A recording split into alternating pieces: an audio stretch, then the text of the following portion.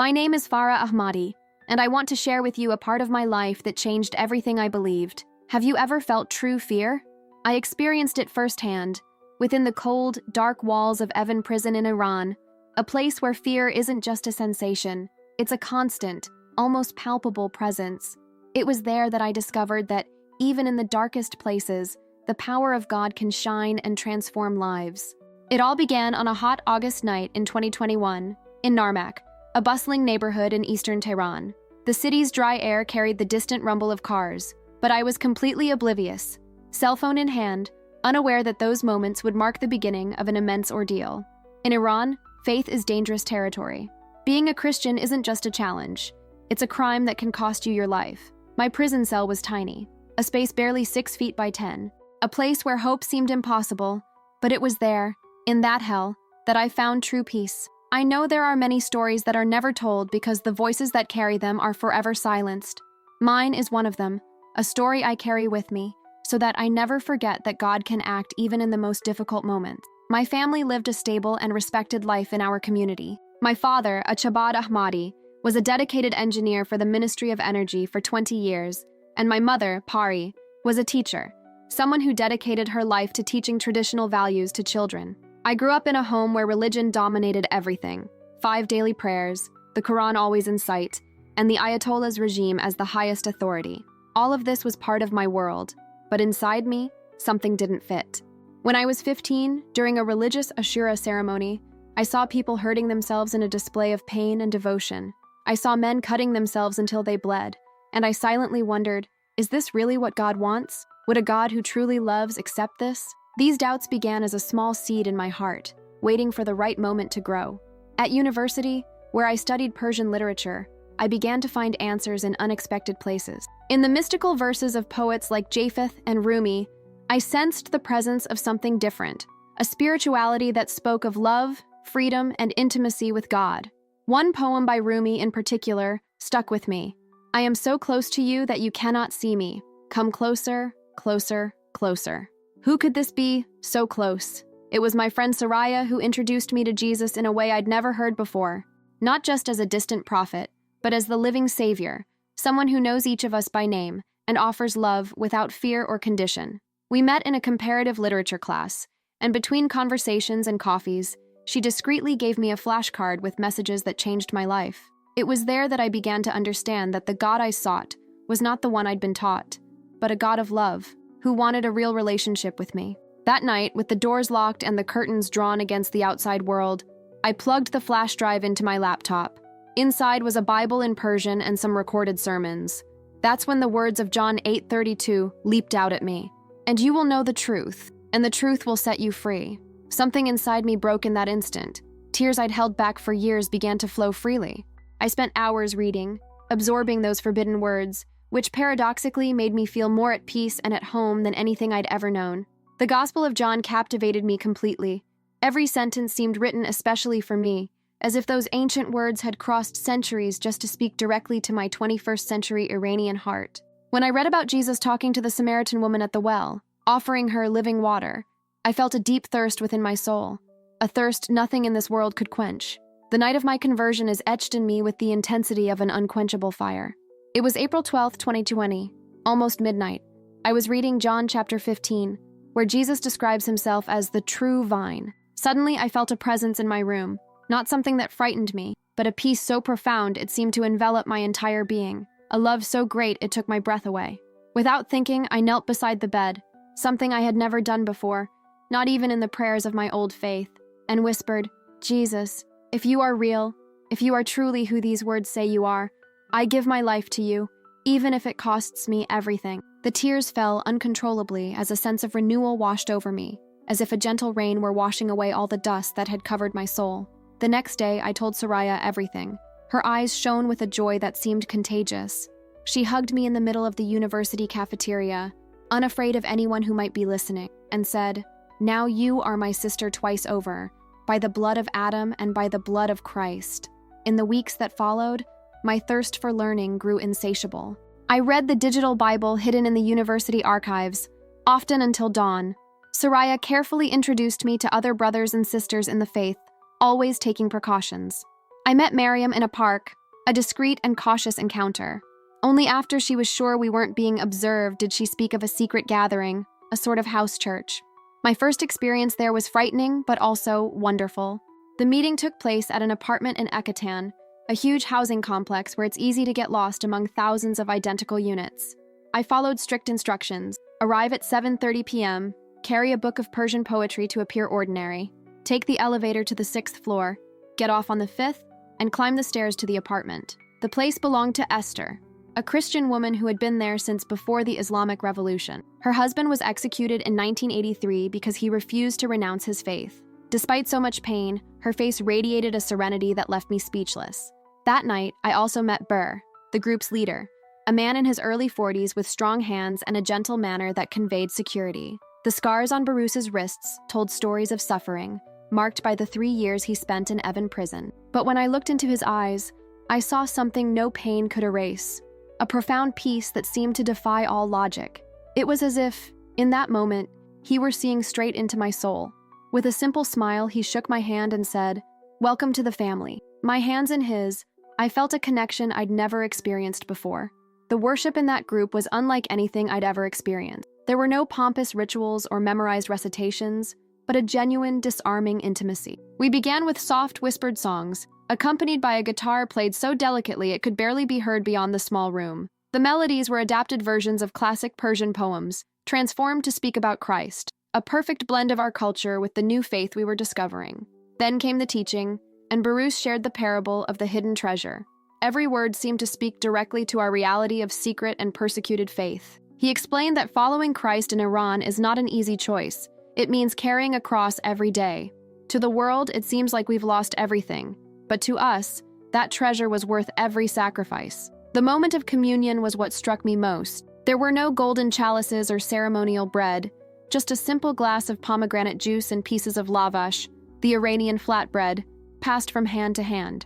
But when Barus uttered the words, "This is my body, this is my blood," I felt a shiver run down my spine. The same presence I had felt on the night of my conversion now filled the space between us. After the service, we lingered to share a simple meal, while conversations, though hushed, were filled with hope and strength. Those strangers became my family. I listened to their stories and learned from their struggles and faith. Like Mina, a doctor who lost her license for refusing to pledge allegiance to the supreme leader. Javed, a former soldier who found Jesus after participating in the execution of a Christian. And Pariza, a young woman like me, whose family believed she attended English classes at night, but in reality, she was in our secret meetings. To protect our faith, we created codes and signs. We learned to erase messages immediately after reading them, to never carry anything written about our meetings, and to memorize Bible verses weekly, guarding these words as true treasures that no one could take from us. Months later, I was baptized in a simple, impromptu ceremony in Esther's apartment, using a regular bathtub. As Barus poured water over my head and said the sacred words, "I baptize you in the name of the Father, the Son, and the Holy Spirit," I felt my old identity melt away and a new life be born within me. The risk was enormous. If my family or the authorities found out, the consequences would be dire. But at that moment, nothing mattered more than the joy and peace I felt. I soon became even more involved, beginning to translate Christian materials into Farsi. I used my language skills to adapt resources that were smuggled into the country. Each afternoon, I spent copying texts onto small flashcards was a form of love and silent resistance against a system that sought to control even our most intimate thoughts. It was my way of fighting, with faith and hope, so that others could also know the truth that set me free. Varys told us this one night, as we turned out the lights and hurriedly packed up our supplies after a suspicious noise in the hallway. Following Christ is not a light decision. It's choosing to carry a cross every day. At that moment, his words sounded like a distant warning. None of us could have imagined how heavy that burden would become for me just a few months later. It all started with a small, seemingly harmless slip-up. My younger sister, Arezzo, was only 17 and fiercely loyal to the regime. One day, while I was showering, she grabbed my phone to search for music. Instead, she found something far more dangerous, a Bible app hidden beneath a recipe icon. When I came out of the bathroom, her look was already a mixture of shock and suspicion. "What is this, Farah?" she asked, holding her phone like a weapon. "You've become a mortad? An apostate?" I tried to explain. I tried to speak of the love, the freedom, the peace I had found, but each word seemed to fall into a deep well, muffled by the years of indoctrination that had shaped my sister's mind. "You've been deceived," she insisted, tears streaming down her face. "Foreigners are using these ideas to destroy our nation, our faith." That night, I heard his voice whispering to my parents in the next room. My mother wept softly. My father maintained a silence as heavy as lead. The next day, the atmosphere in the house was so thick I could barely breathe. Over coffee, my father looked at me with wide eyes, a mixture of fear, disappointment, and authority. "Fix this, Farah," he said, his voice low and firm. "For the sake of our family, get back on the right path." From then on, my life became a constant state of surveillance. My cell phone disappeared. My walks began to be monitored. My books were turned over. Pages I would never have folded were now marked. Even my neighbors looked different. Mrs. Karim, who had always greeted me warmly, now crossed the street when she saw me. The shopkeeper, who had known me since childhood, began to treat me coldly. One afternoon, returning from university, I noticed a black Peugeot 405 parked near our building. 2 days later, I saw the same car near campus. It was obvious. I was being watched. But even in the face of growing danger, I couldn't renounce my new faith. I began praying with my back to Mecca, a small act, but one that could give me away. I began keeping verses on folded pieces of paper in my coat pocket. Soraya and I met in increasingly hidden places and changed locations frequently. One afternoon, as we walked through Mayat Park, she said to me, discreetly looking around, "You need to be more careful. The walls have ears in Iran, and faith comes at a high price for women." His words, like those of Varus, proved prophetic. The night of October 17th, 2021, is etched in my memory like an open wound. It was shortly after midnight when violent knocks echoed at the door, waking the entire house. Before I could comprehend what was happening, men in plain clothes, but with the unmistakable authority of the Ministry of Intelligence, burst into our apartment. What appeared to be the leader, a man with a thick beard and steely eyes, pronounced my name coldly, Farah Ahmadi. At that moment, I knew that nothing would be the same again. "You are under arrest for propaganda against the Islamic State and apostasy." The words were spoken coldly, almost like an automatic sentence, without any moral weight. But to my mother, it was like a blade. She collapsed against the wall with a muffled scream, choked with pain. My father tried to intervene, protesting with what little authority he had left, but he was shoved unceremoniously, with restrained violence. Arizo stood in the hallway, watching it all unfold. Her face seemed torn between triumph at having done the right thing and a pain she probably couldn't name. There was something there between anger, fear, and maybe, just maybe, a glimmer of regret. The agents began to ransack my room with almost surgical precision. My collection of Persian poetry, the volumes of Hafez and Rumi, which I loved so much, was thrown to the floor without the slightest respect. They leafed through them, tore out pages, searching for some subversive message. When they found my diary, where I had written intimate reflections on my walk with Christ, I knew that little notebook would become more dangerous than any pamphlet.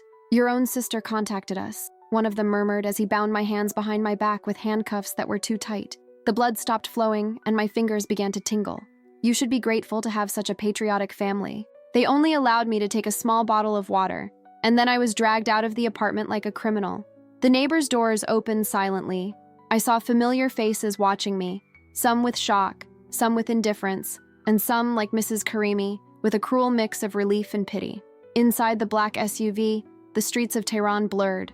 There was no way to tell where I was being taken. The men beside me remained silent, motionless, like statues. The radio crackled occasionally, and my heart pounded so hard it seemed to echo inside the car. It was then that I clung to the one thing they could not take from me, the word engraved in my memory. "Do not fear those who kill the body but cannot kill the soul." The voice of Jesus, so distant in time and space, sounded alive within me, and it sustained me. The vehicle stopped in front of a huge, silent structure. I knew the place by name, but now I saw it with my own eyes. Evin Prison, darkly nicknamed the University, because it contained so many intellectuals, artists, and dissidents. But to me, at that moment, it was the gaping maw of a monster ready to swallow me. I was led through cold corridors to a room where a woman in a black hijab ordered me to remove all my clothes. There was no cruelty on her face, just a functional coldness, as if she were handling an object. The body search was degrading, and I felt invisible and violated at the same time. They gave me a faded gray uniform, dirty plastic sandals, and no explanation. "Welcome to Block 209, one of the guards said, with a smile that seemed made of stone. "Here you will learn what true faith is." Block 209 doesn't exist on maps. It's administered directly by the Ministry of Intelligence, a place where human rights are a joke and dignity is treated as a crime. My cell was barely the size of a prayer rug. It would become my world for the next 83 days. There were no windows, just damp walls, a constant white light on the ceiling, and a void that seemed to stretch on forever. The first night, they didn't let me sleep. I was taken straight to an interrogation room. They placed me in a metal chair, facing 3 men. One took notes, another just watched, a blank stare, as if he'd seen 1,000 lives destroyed there. The third introduced himself as researcher Hosseini. He conducted everything with unsettling precision, as if dismantling my soul piece by piece. He asked rapid-fire questions, interrupted by long silences. He watched me as if searching for cracks, weak spots. He wanted to know who my contacts were, where the files came from, where we met. Every answer I gave seemed to only draw him deeper, as if he were digging a well in my mind. "We know everything about your little group," Hosseini said with a half-smile, as she spread a series of photographs on the table.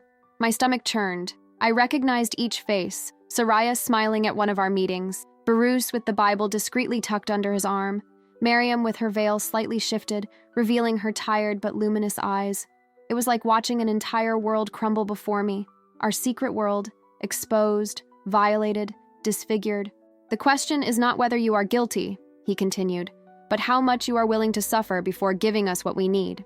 For the first few hours, the interrogation maintained a nearly civilized facade.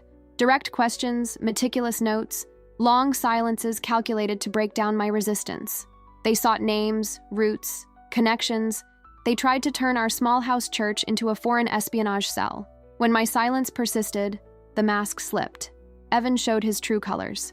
The physical torture was occasional, but the psychological, that was constant, meticulous, designed to erase the soul without leaving a mark. They placed me in total isolation.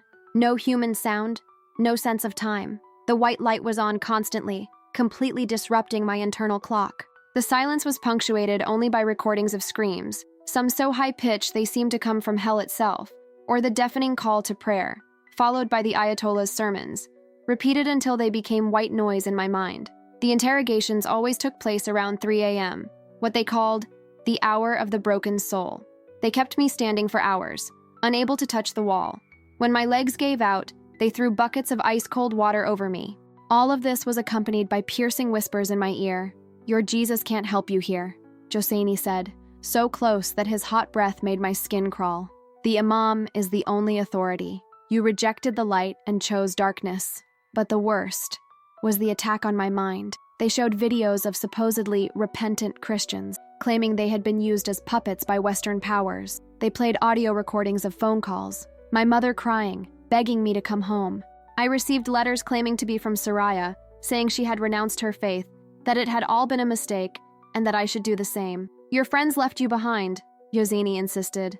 "They've already confessed. They've made deals. They're free. Only you continue to cling to an illusion. Is it worth it?" Inside, I wavered between despair and faith, but there was an invisible thread sustaining me. The words I had memorized, the verses hidden in my heart, were my rock. "Blessed are those who are persecuted for righteousness' sake, for theirs is the kingdom of heaven." I repeated this so many times that it became my breath.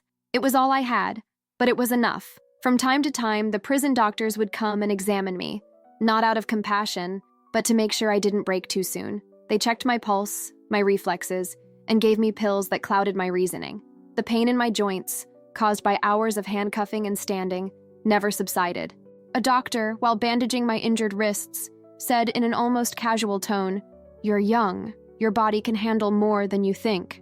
But the mind tires faster." And that's when, in the 4th week, everything changed. Hosseini disappeared. In her place, a woman appeared. Her approach was radically different. She entered the cell wearing a light, elegant hijab, carrying a tray of hot tea and gassafran, a typical sweet, the kind of thing my mother would make at festive times. "For you, Jan, using that permit I hadn't heard. I see in you an intelligent, not a criminal." Her voice had a maternal quality. Her eyes were, her words, she introduced not an investigator, but a woman. Her goal was promises. But I already knew this tactic. The poison in the honey. She offered a way out. Confess. Say you were manipulated. Return to your life, to your family. She promised everything could be erased, as if nothing had happened. But I knew what was at stake. I knew what I would deny if I accepted that false peace. For what does it profit a man if he gains the whole world, yet forfeits his soul? It was this verse I used as an anchor during each of Farhana's visits. She came for many days. She brought sweets, stories, gentle smiles, but also subtle threats, lies, distortions. And I, alone in that freezing cell, unsure if my friends were still alive, clung to the only certainty I had left. God was with me. And this, even in Evin, even under torture, even with everything taken from me, was freedom. The contrast with the previous days was so stark that, for a moment, my defenses began to waver. The new interrogator, Farhanaz, arrived not with shouts or threats, but with hot tea, soft words, and a seemingly understanding look. Instead of accusing me, she began to talk about poetry, about my university studies, about the books we loved. During those hours, I almost forgot where I was. For a few moments, Evin's cold cell seemed to disappear, replaced by the memory of a classroom or a quiet afternoon with an open book on my lap. At one point, she pulled a small bottle from her purse. A perfume, something so simple, yet so unexpected in that place that it nearly brought tears to my eyes. She opened it, letting the gentle scent fill the heavy air of the cell. "There is a world outside these walls, Farah," he said gently. "A world you can return to if you are wise." The proposal came soon after, wrapped in seductive promises. All I had to do was sign a statement renouncing my faith in Christ, make a brief television appearance claiming I had been deceived by foreigners, and hand over a few names, people already under investigation, as she herself put it. In exchange, I would have my freedom. More than that, a respectable job at a literary magazine, security for my family, and a secure future. "Think about your mother," he whispered, placing a recent photo in front of me. She looked like she'd aged 10 years in just a few weeks. Is it all worth it? In that moment, I realized with frightening clarity, the enemy wasn't just outside, but now speaking to me disguised as empathy. The temptation didn't come through force, but through comfort, and that was precisely what made it so dangerous. In the following days, the promises became even more elaborate. I was introduced to a young Revolutionary Guard officer, polite, well-dressed, kind. They said he was willing to marry me, erase my past, and offer me a stable and secure life. They showed me photos of a house in Tehran with a garden and books on the shelves. They promised that all would be forgiven, that my mistake would be forgotten. "We just need a few names," Farhanaz insisted, his tone too calm, "just to confirm what we already know." At night, alone in the cell, was when the battle truly began. Physical exhaustion compounded the emotional burden. The promises of a new life returned to mind, whispering that all it took was a little compromise, a little paperwork, a mere denial of what the heart might still keep secret. What if God understood me? What if I only gave in on the outside? But it was at that moment that I remembered Barusa's words and the scars on his wrists. Each mark spoke of a choice, not of ease, but of truth. And there, in that dark night of the soul, I prayed a prayer that rose from the depths. "Lord, I am not strong, but you are. Give me courage not to deny you." The next morning, Farhanaz returned with the same practiced smile and a new round of offers, but something in me had changed. When she finished speaking, I looked into her eyes and said, with a calmness I knew wasn't mine, "You can take away my freedom, you can isolate me, you can try to break me, but you cannot take away my faith." At that moment, the smile disappeared. The gentle gaze gave way to coldness. Without saying much, she stood, turned toward the door, and, before leaving, left only one sentence. "Then you will learn what real suffering is." That same afternoon, I was transferred to Kachak, a women's prison even more brutal than Evin, known for its inhumane conditions and complete indifference to Christian prisoners. But something inside me, inexplicably, was firmer than ever. My transfer to Karchak made one thing abundantly clear. The time for subtle manipulation was over. Now it was all brutality. Karchak isn't a prison. It's a human warehouse plopped in the middle of the desert. It's southeast of Tehran, in a dry, forgotten place where the wind carries dust and lamentations. The building? It was once a cattle shed. No structure was meant to house human beings, and indeed, being there made you question whether it still was. Overcrowding, suffocating heat, dirty water, and a constant threat of violence shaped the atmosphere of that place. The atmosphere was so heavy it felt like the air was stinging. But in this dark setting, God decided to surprise me with the most unexpected miracle: communion. On the very first day, the shock was almost unbearable. They threw me into a communal cell with nearly 30 women crammed into a tiny space that barely fit 12. The smell was a mixture of sweat, mold, and hopelessness. As soon as I entered, I felt the harsh gazes scrutinizing me. I was a prisoner of conscience. This placed us at the bottom of the informal hierarchy. One of the women muttered something contemptuously. The humiliation was constant, and there wasn't even room to sit properly.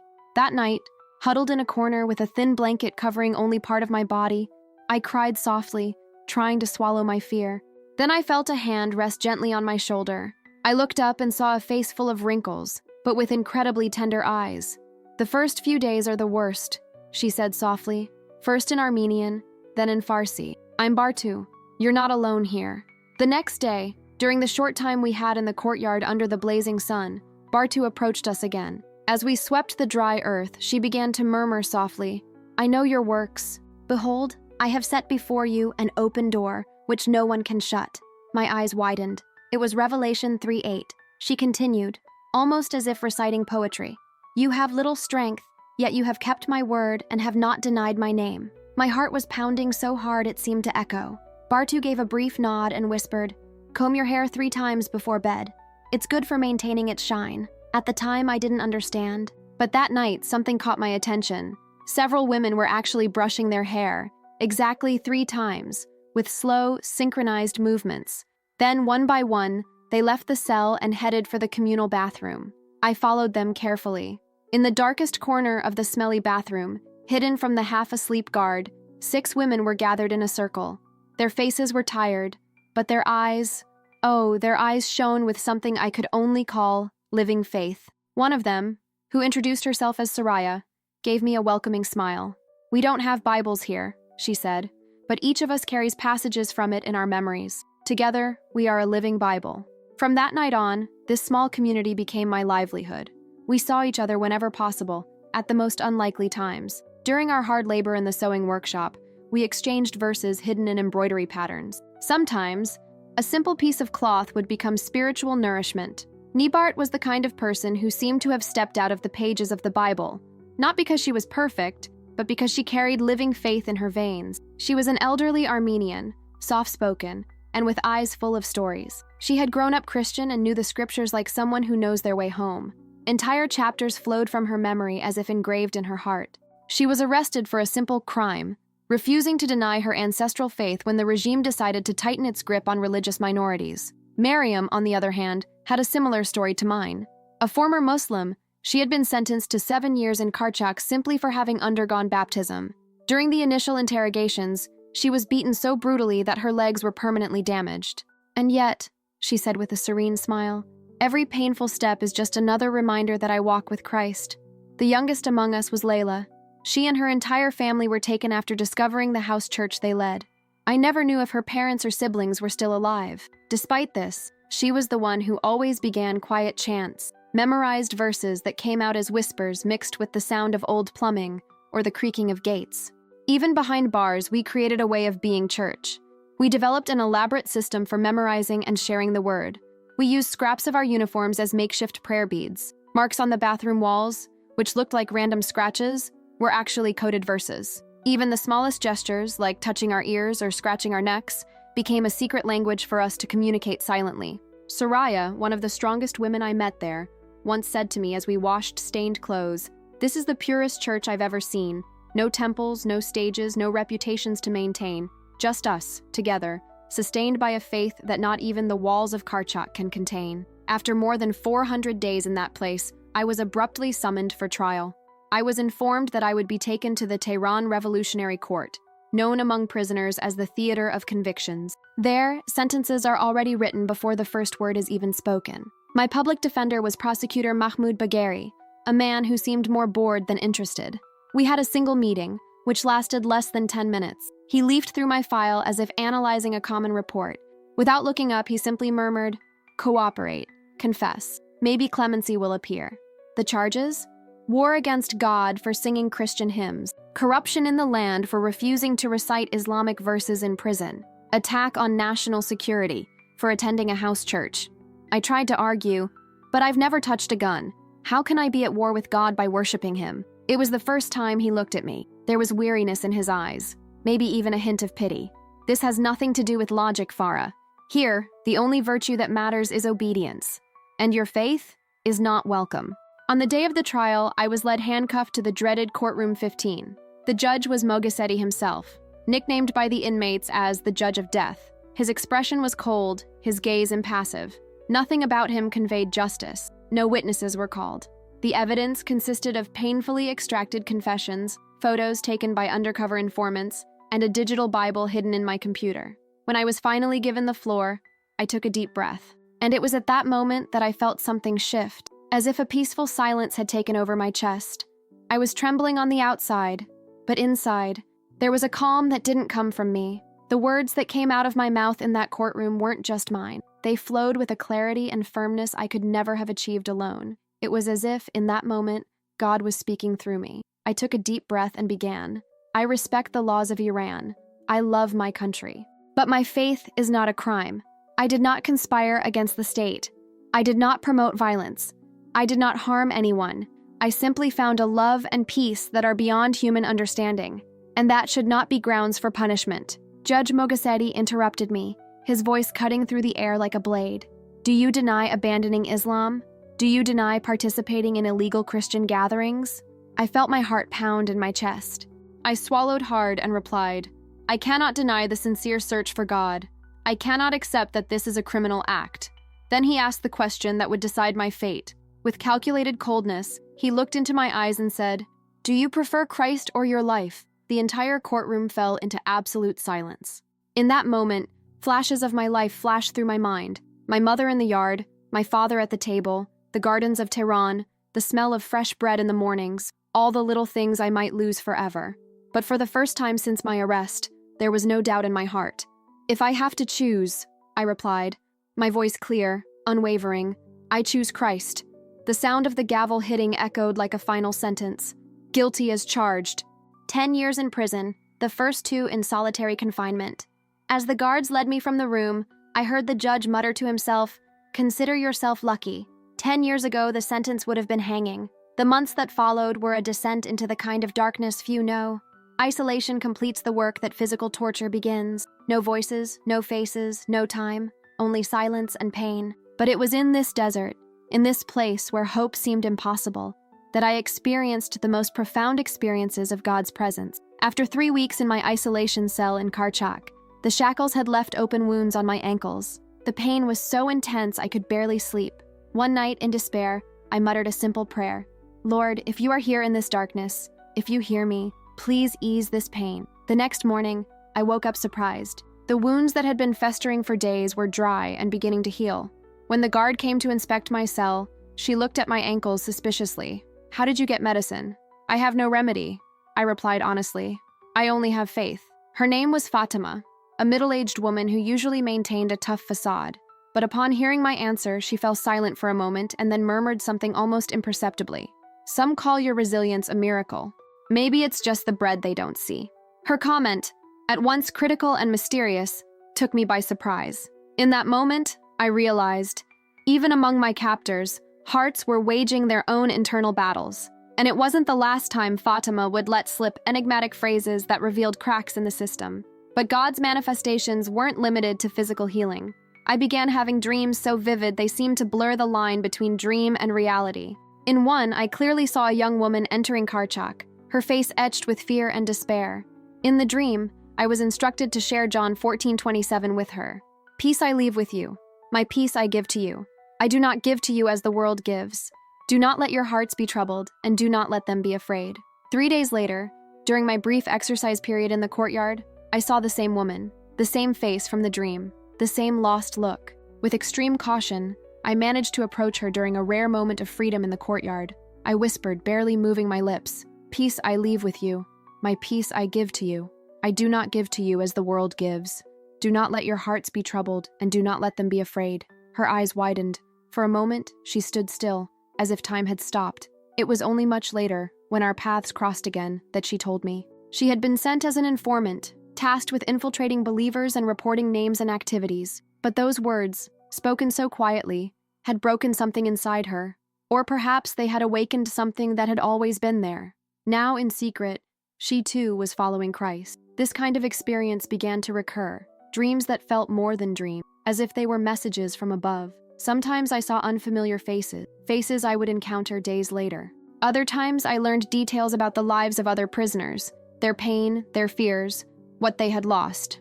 When, in the stolen moments between tasks and rounds, I shared these words with them, small truths only God could have shown me, their reactions ranged from shock to tears. Soon, rumors began to circulate through the stuffy corridors of Karchak. Some inmates began to avoid me, believing I practiced some kind of witchcraft. Others, however, sought me out discreetly, just hoping to hear something, anything, that would spark a spark of hope within them. The guards noticed. One in particular, cruel and cynical, locked me back in solitary confinement after seeing me share my bread ration with a weaker woman. Before locking the cell, he sneered, "How can you smile like that? Do you know where you are? Don't you realize your life is over?" "My life," I replied, looking him straight in the eye. "It hasn't even begun yet." It was during my second year in prison that something even more remarkable happened. I was sitting alone in my cell trying to remember the last time I'd spent Easter with my family. The longing weighed like a stone on my chest. Suddenly I heard it. A soft, distant, almost whispered melody. It wasn't coming from any nearby cell. It was as if it were in the air. I knew that song. It was a hymn we used to sing softly during our secret meetings. For a few minutes, my cell filled with that invisible music. There was no one there, just me and God. When the sound stopped, I realized I was crying. But it wasn't sadness. It was a deep, almost unbearable joy. The next day, Guard Fatima, the same one who sometimes dropped enigmatic phrases, appeared with my meal. But there was something else, a carefully folded piece of cloth. When I was alone, I opened it. It was a sprout, a seed that had germinated, life growing where nothing should have. The next time she came, with that same impassive look as always, she whispered, "I saw you crying yesterday, but you didn't look sad. The guards say your resilience is a miracle. Some fear what they can't break." My release came as unexpectedly as my imprisonment. It was an ordinary morning, without warning, without explanation. A guard opened the door to my cell and said, "Gather your things, Ahmadi. You're leaving today." There was no trial, no motive stated. Only later did I learn that my case had reached the attention of international human rights groups. With the regime under political pressure and trying to clean up its image, they decided to turn my freedom into a symbolic gesture of goodwill. But I knew it wasn't just that. No door opens without the Father's permission. And when I stepped outside those walls, it wasn't just the end of suffering. It was the beginning of a calling. I received only 3 items back. My hijab, already worn and faded, a silver ring from my grandmother, simple but imbued with memories, and my ID card, now marked with the weight of the past. The officer who released me was clear. I wasn't truly free. "Consider it probation," he said without meeting my eyes. "You'll report to the police station weekly. No leaving Tehran, and no telling your story. One mistake, and you're back." I signed the papers with trembling hands, aware that my freedom was bound by invisible chains. When the prison gates finally opened, the light hit me hard. It was like seeing the world for the first time, but through bruised eyes. The Tehran air, normally thick with smoke and dust, seemed to me the scent of freedom. At the gate, a woman was waiting for me, discreet, firm. She represented an NGO linked to the same groups that had campaigned for me abroad. "Don't go straight home," she warned urgently. "It's not safe. They might be waiting for you there." We walked through narrow streets to a small apartment in the south of the city, owned by trustworthy Christians. It was there that I was reunited with my parents. My mother's embrace disarmed me. We cried, unable to say a word. I had aged years in a matter of months, and she, perhaps even more. My father, who had always been restrained, could barely speak. He took my hands carefully, running his fingers over the scars left by the handcuffs. His eyes spoke volumes: pain, pride, helplessness. Aresu, my sister, was nowhere to be seen. According to my parents, she had left home months ago and was now studying Islamic theology. They didn't know if she was trying to justify what she had done to me, or if she was seeking a path to repentance. "They're still watching you," my father told me one night. "This isn't over. You need to get out of Iran." In the following days, the Christian network I had been part of, now stronger, despite the persecution, mobilized silently. False documents, an escape route, contacts in Turkey. At the same time, I tried to heal my body and soul. Sitting without pain was still difficult. The sound of keys, the click of a lock, the creak of a door, everything made me freeze. Sleeping in the dark was impossible. Nightmares came like waves, pulling me back to the cold walls of Evin and Karchak. On the day of the escape, my mother handed me a small cloth bundle. "It was your grandmother's," he said. I think it's yours now." Inside was a delicate silver pendant with a symbol that only up close revealed a cross. I never knew my grandmother had met Jesus. She found her way to him in silence, my mother revealed, a twinkle in her eye. And now you continue what she started. I crossed the border on a dark, moonless night, guided by smugglers through the cold, hostile mountains. Every step was a mixture of fear and hope. I didn't know if I would make it alive, but every meter I walked was a confirmation. My faith is worth more than my security. I arrived in Turkey exhausted, hungry, but alive. In a city in eastern Turkey, a Christian organization welcomed me. It was the beginning of a new process: the asylum application, the UN interviews, the medical exams. But for the first time in a long time, I could breathe without fear that my breath would be my last mistake. Today, I live in a city whose name I cannot reveal for security reasons. I share a small apartment with 2 other Iranian women who, like me, fled persecution for following Christ. I work as a remote translator, using my Farsi, English, and the little Turkish I learned during my escape. At night, I write coded letters to the sisters I left behind in Evin and Karchak, using verses from classical Persian poetry to hide our messages from the authorities. Sometimes I still wake in the middle of the night screaming, but I soon remember the chants we learned behind the prison walls, and peace floods my heart again. The marks on my wrists and ankles are silent witnesses to what I went through, but they are also vivid reminders of the strength I never imagined I possessed. What many don't know, and what regimes like Iran's try to hide, is the brutality of the persecution against Christians, especially converts from Islam. Reports from human rights organizations indicate that about a third of political prisoners in Evin are converts. Isolation cells, like the one I occupied, are little bigger than a prayer mat. There, voices are muffled, names erased, but faith survives. Dear brother, dear sister, if you've ever doubted God's power to reach the darkest places, if you've ever questioned whether he can sustain his children in the midst of the cruelest persecution, then my story is for you.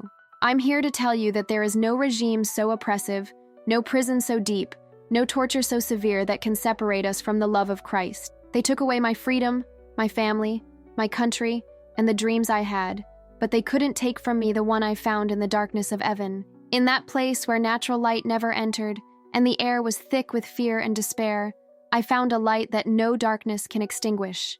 To you who live in freedom, I ask, do not forget your brothers and sisters in Iran, Saudi Arabia, North Korea, and so many other places where confessing Christ means risking everything.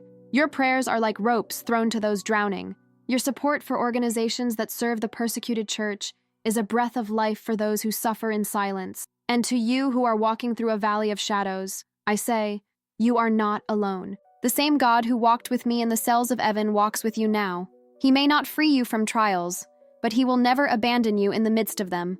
This is my story, but it is also the story of thousands who remain anonymous, whose voices have been silenced, but whose faith shines like stars in the darkest night. It was in my cell that I learned that the thickest walls cannot contain the spirit, and that the heaviest chains cannot bind the soul that Christ has freed.